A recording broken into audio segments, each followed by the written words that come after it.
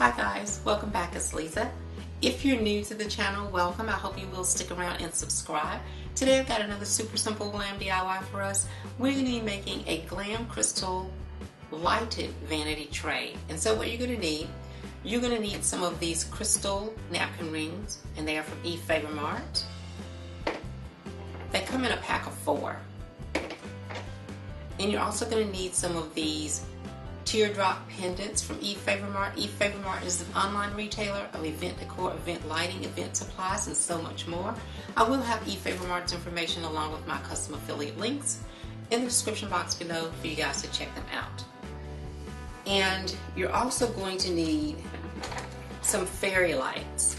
And I can't remember if I purchased these fairy lights at TJ Maxx or where I purchased them, but I will leave a link in the description box below for you guys to find fairy lights. They do offer these with Efavormart as well, so I'll have that information in the description box. And what you're going to need from Dollar Tree, you're going to need 2 picture frames, and these are 8 by 10. You could use 8 by 10, 8.5 by 11, whatever size you'd like to make your tray. But you will need 2. You won't need the frames actually, you're just going to need the glass.